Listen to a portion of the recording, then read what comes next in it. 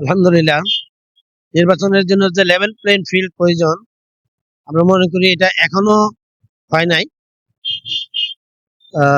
প্রশাসনে আরো সক্রিয় হওয়ার প্রয়োজন। বিভিন্ন জায়গায় এখনো বিভিন্ন ধরনের থ্রেট, বৈষম্য এগুলো আছে। লেভেল প্লেইং তৈরি হতে হবে। নির্বাচিত হলে আমার প্রথম প্রয়াস থাকবে এই কিশোরগঞ্জ এবং হোসেনপুর এলাকার যে প্রশাসন থাকবে, এই প্রশাসন থেকে দুর্নীতি সম্পূর্ণভাবে দূর করা। প্রশাসনে কোনো দুর্নীতি থাকতে পারবে না।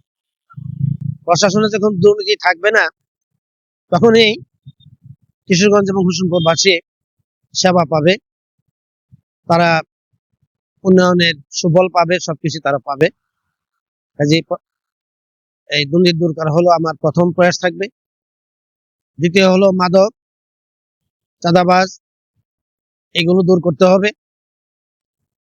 তৃতীয় হলো কিশোরগঞ্জের মানুষ চিকিৎসা সেবা থেকে অনেক বঞ্চিত।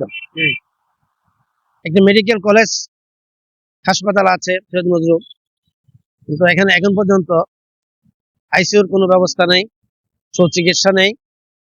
কাজে এখানে চিকিৎসার সুব্যবস্থা করতে হবে, যাতে কিশোরগঞ্জবাসী কিশোরগঞ্জ থেকে চিকিৎসা সেবা পেতে পারে, এই ব্যবস্থা করতে হবে।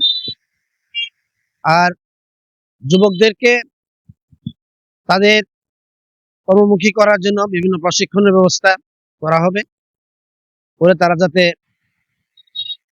কর্ম পেতে পারে, কাজ করতে পারে। যে উপযুক্ততা অর্জন করবে প্রশিক্ষণের মাধ্যমে, তাদের উপযুক্ততা অনুযায়ী তাদেরকে চাকরি ব্যবস্থা করা হবে এবং উদ্যোক্তা তৈরির ব্যবস্থা করতে হবে, যাতে